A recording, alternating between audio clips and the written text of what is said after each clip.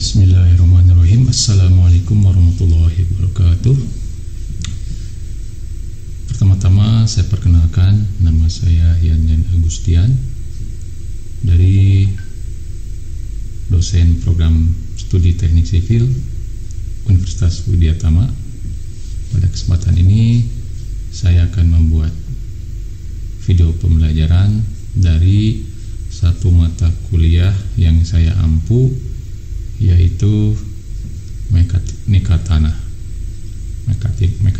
1. Baik, sebelum itu akan saya jelaskan dulu tentang mata kuliah ini.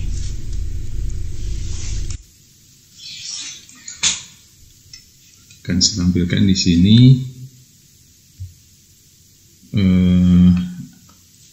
rencana pembelajaran semester atau RPS dari mata kuliah mekanika tanah ini. Mata kuliah ini adalah mata kuliah yang harus diambil oleh mahasiswa pada program studi teknik sipil pada semester 2 dengan bobot SKS 3 SKS. Itu pada semester genap. Kemudian di sini disebutkan ada capaian pembelajaran dari mata kuliah ini, yaitu di sini ada sikap, kemudian ada pengetahuan, kemudian ada keterampilan umum, dan juga capaian pembelajaran dari mata kuliah ini sendiri. Yang pertama, untuk sikap, yaitu berkontribusi dalam peningkatan mutu kehidupan bermasyarakat, berbangsa, bernegara, dan peradaban berdasarkan Pancasila. Kemudian yang lainnya itu menunjukkan sikap bertanggung jawab atas pekerjaan di bidang keahliannya secara mandiri. Kemudian untuk pengetahuan sendiri, itu mampu memahami prinsip dasar bangunan teknik sipil sesuai dengan standar kode yang berlaku. Kemudian mampu mengambil keputusan yang tepat berdasarkan analisa informasi dan data, dan mampu memberikan petunjuk dalam memilih berbagai alternatif solusi dalam bidang teknik sipil secara mandiri dan kelompok.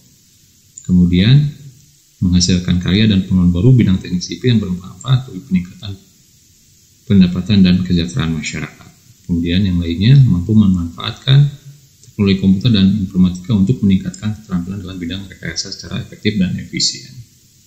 Kemudian keterampilan umumnya sendiri itu mampu menerapkan pemikiran logis, kritis, sistematis, dan inovatif dalam konteks pengembangan dan implementasi ilmu pengetahuan dan teknologi yang memperhatikan dan menerapkan nilai humanura yang sesuai dengan bidang keahliannya, dan mampu menunjukkan kinerja mandiri, bermutu, dan terukur, mampu mengambil keputusan secara tepat dan konteks penyelesaian masalah di bidang keahliannya berdasarkan hasil analisis informasi dan data. Kemudian juga mampu mendokumentasikan, menyimpan, mengamankan, dan menemukan kembali data untuk menjamin kesahihan dan mencegah plagiasi. Kemudian untuk capaian mata kuliah, capaian pembelajaran untuk sendiri, mampu melakukan riset yang mencakup identifikasi, formulasi, dan analisis masalah rekayasa di bidang rekayasa geoteknik, rekayasa transportasi, perencanaan, pembangunan, infrastruktur jalan, jembatan, gedung, dan bangunan air. Kemudian dia mampu memilih sumber daya dan memanfaatkan perangkat perancangan analisis rekayasa berbasis teknologi informasi dan komputasi yang sesuai dengan untuk melakukan aktivitas rekayasa geoteknik. Kemudian juga menguasai aplikasi komputer di bidang teknik sipil untuk usaha ini. Nah, dengan mempelajari mata kuliah ini, mahasiswa itu diharapkan mampu memahami pengertian tentang tanah dan proses pembentukannya, mempelajari definisi-definisi dasar dan hubungan fase tanah, ukuran, bentuk partikel, gradasi dan tekstur tanah, konsistensi tanah, water absorber, dan lain-lainnya. Kemudian juga diharapkan mahasiswa ini mengerti prinsip pegangan efektif yang berada dalam tanah, kemudian gradien kritis, quicksand, pengukuran permeabilitas di lapangan, uji pengumpaan, uji laboratorium, dan jaringan aliran, dan juga pengujian laboratorium dan pemadatan di lapangan, CBA, dan quality control hasil komposisi di lapangan. Nah, kemudian untuk di sini diberikan beberapa buku, ya, ada 2 buku yang menjadi rujukan dalam mata kuliah ini. Kemudian media pembelajaran, laptop, infocus, papan tulis, dan alat tulis. Nah, di sini untuk penilaiannya sendiri, kami di Fakultas teknik Universitas Widyatama itu mempunyai standar penilaian yang terdiri dari kehadiran, kemudian penilaian UTS, UAS, dan penilaian tugas dengan komposisi untuk kehadiran itu 10%, kemudian UTS 25%, UAS 25%, dan tugas 40%. Jadi dititik beratkan pada penugasan seperti itu. Pertemuan sendiri ada 16 pertemuan, termasuk di dalamnya adalah UTS dan UAS. Nah, pada pertemuan pertama yang akan saya jabarkan di sini adalah mengenai penjelasan tentang rencana pembelajaran studi itu satu, kemudian sistem penilaian yang saya baru akan sebutkan, kemudian juga sistem pembelajarannya seperti apa, kemudian juga nanti tentang jadwal UTS dan UAS kemudian akhir semester. Nah, pada kesempatan pertemuan pertama ini, di samping yang pertama melakukan perkenalan tentunya karena ini adalah pertemuan yang pertama, yang kedua yaitu tadi pengenalan RPS rencana pembelajaran semester, kemudian capaian pembelajaran yang harus tercapai dengan mengikuti mata kuliah ini. Gitu. Nah, kemudian untuk pembelajaran itu sendiri, di samping di kelas, karena mata kuliah mekanika tanah ini adalah mata kuliah yang ada praktikumnya, jadi mata kuliah ini terdiri dari dua sebetulnya, ada mekanika tanah 1 dan mekanika tanah 2. Nah, di mekanika tanah 2 nanti ada termasuk di dalamnya adalah dengan melakukan praktikum gitu. Tapi di samping itu digabungkan dengan mata kuliah lain, kita setiap semester melakukan kunjungan lapangan, yaitu untuk mengetahui kondisi tanah dalam hal ini yang menjadi dasar pada sebuah konstruksi gitu. Di lapangan kondisinya seperti apa, kemudian investigasinya seperti apa, cara samplingnya juga seperti apa, sehingga mahasiswa tidak saja mempelajari di ruang kuliah, tetapi juga melihat kondisi keadaan seperti apa di lapangan, seperti itu. Oke, baik. Pertama yang akan saya jelaskan adalah tentang sebetulnya mekanika tanah ini apa, seperti itu, dan terhadap disiplin ilmu yang lain posisinya seperti apa. Nah, jadi kita mempelajari tentang mekanika tanah yang dalam bahasa Inggrisnya adalah soil mechanics gitu ya. Ini tidak terlepas dari dua kata ini, soil dan mechanics. Apa yang dimaksud dengan tanah gitu ya? Nah, tanah ini adalah menurut Braja Emdas gitu ya, didefinisikan sebagai sebuah atau agregat gitu ya, yang saling lepas, yang tidak tersemenkan, yang terdiri dari butiran-butiran mineral dan hancuran dari bahan organik gitu ya, yang solidnya, kemudian juga di situ ada cairannya, dan kemudian ada juga unsur gasnya yang menempati ruang kosong di antara partikel-partikelnya.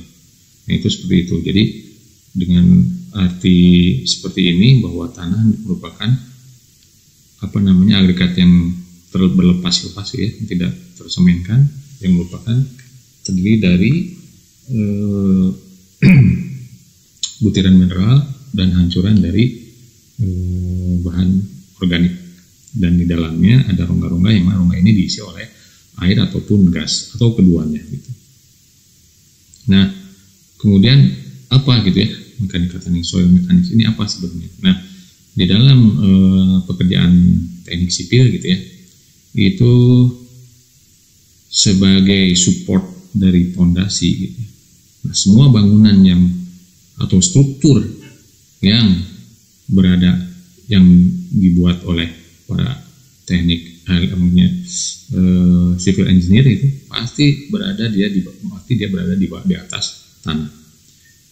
Dari sebagian besar struktur atau bangunan itu pasti di atas tanah, hanya sebagian kecil aja yang di atas batu. Nah, artinya apa? Dari situ tanah ini harus dipelajari. Tanah ini sisi-sisi mekanisnya harus dipelajari. Karena apa? Karena dia mengalami penggalian, mengalami pembebanan dan seterusnya, sehingga dia ini memberikan respon kepada struktur yang ada di atasnya. Kurang lebih seperti itu. Nah, mekanika tanah ini sendiri sebetulnya adalah ilmu yang merupakan gabungan dari disiplin fisika gitu ya, kemudian aplikasi dari mekanik, kemudian juga menjelaskan tentang behavior atau perilaku gitu ya dari si tanah itu sendiri gitu. Nah, kemudian ini ada sebuah pendekatan, posisinya itu sebenarnya ada di mana gitu ya, yang namanya soil mekanik atau mekanika tanah ini. Nah, ada yang menggambarkan seperti ini. Misalkan ada yang namanya ilmu geologi atau earth science gitu ya. Geo itu bumi, logi itu ilmu, jadi geologi ilmu bumi atau earth science. Nah, di bawahnya itu ada ilmu yang lain yang bersinggungan, ada yang namanya civil engineering. Nah, papasan atau irisan dari earth science geologi dengan civil engineering itu di dalamnya ada yang namanya engineering geologi, yang mana juga beririsan dengan namanya soil mekanik atau mekanika tanah dan mekanika batuan. Ini satu pendekatan. Ada juga pendekatan yang lain. Jadi dia ini murni irisan dari teknik sipil dan geologi. Nah, geologi sendiri ada geomorfologi, ada paleontologi, ada petrologi gitu ya. Nah, kemudian di tengah-tengahnya itu ada yang namanya geoteknik gitu ya. Jadi civil engineering, di sipil juga dipelajari gitu ya, di geologi juga dipelajari. Jadi geoteknik ini merupakan aplikasi dari keilmuan geologi yang diterapkan pada teknik sipil, lebih seperti itu. Ini juga pendekatan yang lain, bahwa yang namanya geoteknik ini adalah engineering geologi yang mempelajari soil behavior gitu ya, karakteristik dari tanah, kemudian mekanika tanah itu sendiri. Nah, di sini ada juga rock mechanics-nya atau mekanika batuannya. Nah, barulah di situ untuk aplikasinya nanti ke civil engineering, underground engineering, misalnya mining engineering, itu underground engineering maksudnya. Kemudian juga ada environmental protection. Nah, baru dari situ sebetulnya posisinya apa sih gitu ya, tugasnya apa seorang soil mechanics atau dalam ini seorang geoteknik ini dalam civil engineering gitu ya. Nah, misalkan di dalam konstruksi jalan nih, misalkan jalan itu secara umum itu bentuknya pasti seperti ini, apa istilahnya sistemnya lah ya. Nah, di bawahnya ada tanah dasar, kemudian ada perkerasannya, perkerasan atas dan perkerasan bawah, kemudian baru ada aspal gitu. Jadi tidak langsung aspal, ada yang namanya perkerasannya. Nah, perkerasan ini ada jenis-jenisnya gitu, ada B1, ada B2 gitu. Nah, untuk B2 ini seperti apa batuannya? Butiran kasarnya berapa persen, kekerasannya berapa, seperti apa gitu ya. Nah, itu siapa menentukan? Yang menentukan adalah di sini ahli mekanika tanah atau ahli geoteknik dalam hal ini gitu, seperti itu. Jadi berapa ketebalannya? Karena setiap jalan itu akan beda-beda ketebalan dari si perkerasannya, dalam artian tadi perkerasan atas dan bawah gitu. Tergantung nanti ini jalan apa yang akan peruntukannya gitu. Oke, hal lain misalkan dalam sebuah bangunan.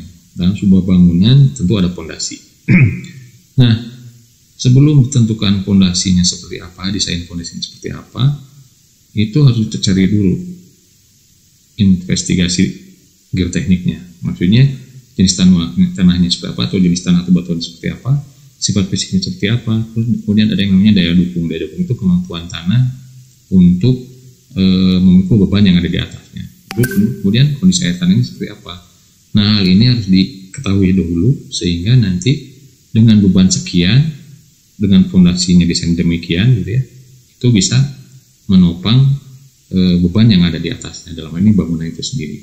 Jadi di sini siapa yang bertugas untuk melakukan itu semua, investigasi tanahnya, sifat fisik tanahnya, daya dukung tanahnya, segala macam, sehingga menghasilkan desain fondasi. Nah, itu adalah seorang ahli geoteknik gitu ya. Ini dalam bangunan itu tentunya seperti itu. Atau misalkan dalam yang hal lain, di dalam misalkan membuat bendungan nih, ataupun embankment ataupun apa ya namanya ya bendungan lah ya. Nah itu harus diketahui dulu di situ tuh tanahnya seperti apa, batuannya seperti apa, kemudian air tanahnya seperti apa gitu ya. Sehingga dibuatlah desain bendungan, embankment atau liftnya itu seperti ini gitu. Atau misalkan jalan yang ada di sepanjang sungai misalkan ya, itu ada kan ya. Nah itu tidak serta-merta bisa langsung dibikin jalan, itu harus diinvestigasi dulu. Kalau enggak bisa runtuh, dan kalau runtuh sungainya melimpah ke luar atau bahkan ke pemukiman misalkan ya, itu sangat berbahaya gitu. Atau misalkan dalam pekerjaan temporary structure, maksudnya begini, kalau misalkan dibangun sebuah bangunan yang sangat tinggi, itu pasti memerlukan fondasi yang dalam gitu, fondasi dalam. Nah untuk dibuat fondasi ini harus digali gitu. Nah pas digali ini tentunya tanahnya akan runtuh gitu ya. Karena apa? Karena tanah itu punya sifat mendorong ke samping. Nah untuk itu supaya pas digali tidak runtuh, itu harus ditahan karena itu runtuh itu tadi gitu ya. Nah yang menghitung kekuatan tanah, dorongan tanah ke samping ini siapa? Itu adalah seorang ahli geoteknik.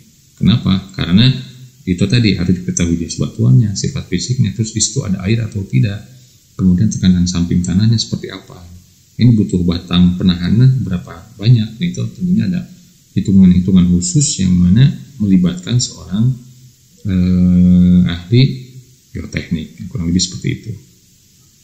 Kemudian juga tugas yang lainnya adalah dalam menganalisa atau mengevaluasi kestabilan lereng. Ini menjadi sebuah apa istilahnya role atau tugas yang sangat penting ya. Kenapa? Misalkan kalau kita lihat ya di sepanjang jalan tol, misalkan kiri kanannya, kita bisa lihat di situ ada lerengnya, ada slope yang sudah dibentuk sedemikian rupa sampai rapih gitu ya. Itu adalah dengan berbagai perhitungan sehingga kemiringannya sekian, tingginya sekian gitu ya. Itu adalah yang menjadi tugas seorang ahli geoteknik dalam hal ini. Atau sebaliknya, misalkan ada lereng nih, lerengnya ketinggian sekian, ini harus dihitung. Misalkan kalau kondisinya hujan besar, wah ini akan longsor, misalkan seperti itu. Dengan karakteristik tanahnya tentunya, tanahnya diidentifikasi segala macam, bahwa misalkan oh ini harus menjadi perhatian, misalkan suatu saat ini bisa longsor dan seterusnya, sehingga menjadi early warning misalkan ya, bahwa di situ tidak boleh ada bangunan atau dan seterusnya gitu. Nah jadi tugasnya dari beberapa itu adalah salah satunya ini gitu ya. Nah ini yang maksudnya tadi ya, yang menentukan misalkan oh ini lereng ini harus dikasih penguatan seperti ini gitu ya. Misalkan wah ini cukup dengan batu saja misalkannya, karena ini tidak terlalu apa istilahnya ada tekanan yang sehingga membuat si lereng ini longsor gitu ya. Atau misalkan dibuat seperti ini saja gitu ya, seperti yang sebelah kiri. Nah ini yang menentukan apa? Tentunya dari sifat fisik atau sifat-sifat mekanisnya juga dari si lereng ini gitu ya. Nah ini siapa yang menentukan? Nah inilah ada ahli geoteknik, tugasnya seperti itu gitu ya. Nah ini mungkin sebagai salah satu contoh gitu ya, sebagai salah satu contoh dari geotechnical failure gitu. Ini maksudnya sebuah kecelakaan atau kesalahan gitu ya, karena sesuatu yang bersifatnya geoteknis gitu ya. Nah kita bisa melihat di sini. Biasanya sih kalau gambar seperti ini, di mana ada bangunan jatuh dan utuh gitu ya, seperti ini, karena satu fenomena yang namanya likuifaksi misalkan ya. Jadi si gedungnya utuh tapi bisa jatuh seperti ini. Gitu. Tapi ini sebenarnya tidak. Ini adalah kejadian di Shanghai di Cina ya, kejadian runtuh seperti ini, dan ini bangunannya utuh tapi runtuh gitu, kurang lebih seperti itu. Nah seperti apa ini kejadiannya? Kejadian sebetulnya seperti ini. Nah pertama-tama Jadi gedung ini sudah selesai gitu ya. Gedung ini sudah selesai berdiri dengan tegak gitu. Nah, akan tetapi, nah gini seperti ini. Di belakang gedung ini digali gitu ya. Di belakang gedung ini digali dengan kedalaman sekian. Setelah itu di galiannya ditumpuk di sebelah sini gitu ya. Di belakangnya. Nah, akibatnya apa? Bisa dibayangkan ya. Di belakang ini penahannya sudah tidak ada, jadi sebuah lereng gitu ya. Di sininya ada tumpukan tanah yang mana justru dia memberikan beban. Gitu ya. Bebannya juga termasuk beban ke samping sebelah sini gitu ya. Nah, apa akibatnya? Nah, ditambah satu lagi, terjadi hujan gitu ya. Sehingga lereng yang tadinya utuh seperti ini ya, itu akan menjadi longsor gitu. Nah, kalau di sini longsor bisa dibayangkan ya. Jadi si gedung ini tidak tertahan, akibatnya jatuhlah seperti ini gitu ya. Jadi ini apa istilahnya sebuah contoh kegagalan dari pekerjaan geoteknik gitu ya. Ini benar-benar apa istilahnya terjadi karena kesalahan perhitungan. Ya bisa dibayangkan ya. Maksudnya kenapa harus digali di sebelah sini gitu ya. Kalaupun digali terus kenapa harus ditumpuk di sebelah sini. Jadi perhitungan secara geoteknis ini kurang apa istilahnya kurang diperhitungkan seperti itu. Kemudian hal-hal yang lain misalkan ini yang sering terjadi ya, yang sering terjadi di lingkungan kita. Misalkan salah satu misalkan struktur dari paving block misalkan ya. Paving block itu biasanya didesain untuk kendaraan-kendaraan yang ringan lah katakan sepeda motor atau sepeda gitu. Ya mungkin ada yang tertentu mobil juga roda 4 mungkin saja, tapi bukan yang berat-berat. Nah, kejadiannya enggak. Jadi kalau paving block ini desain sedemikian rupa untuk kendaraan-kendaraan yang tidak berat gitu ya. Nah, ini mobil truk misalkan atau mobil besar lewat. Nah, sehingga apa? Terjadi penurunan dan paving blocknya ini menjadi hancur gitu ya. Artinya strukturnya udah nggak benar lagi seperti di awal. Nah, seperti misalkan kalau ini karena memang misalkan buat pejalan kaki ataupun hanya sepeda gitu ya, itu tidak bermasalah. Tapi begitu dilewati oleh kendaraan-kendaraan berat pasti akan seperti ini. Apalagi juga misalkan tidak ditunjang dengan drainase yang bagus. Nah, hal-hal seperti ini bisa aja terjadi gitu ya. Oke. Hal lainnya misalkan retak-retak jalan seperti ini ya.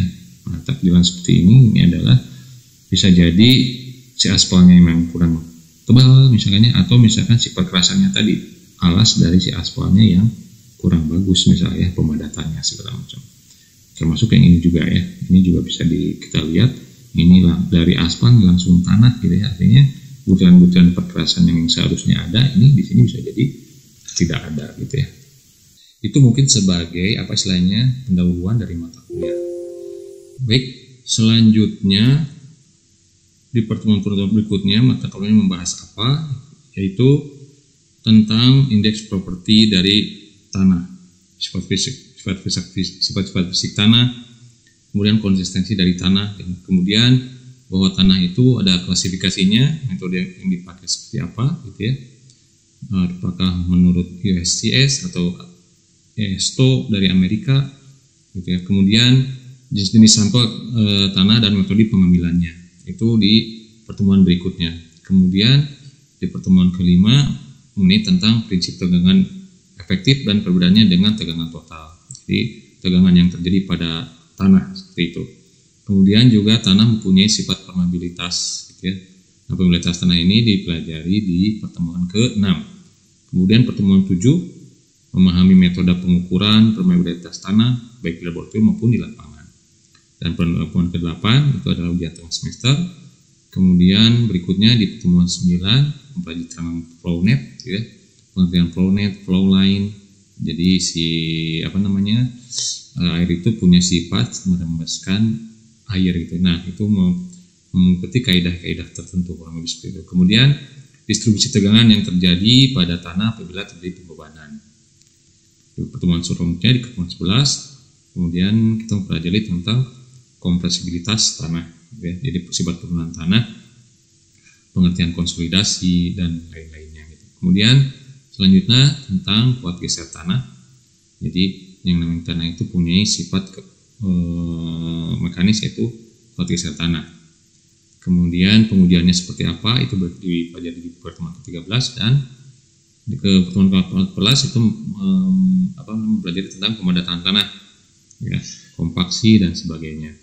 Kemudian di pertemuan ke-15 itu penyelidikan tanah di lapangan itu seperti apa, gitu ya, yang biasa dilakukan dalam hal ini investigasi mekanika tanah itu seperti apa. Dan baru di terakhir itu ada ujian akhir semester. Itu saja mungkin yang bisa saya sampaikan.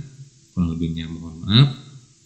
Assalamualaikum warahmatullahi wabarakatuh.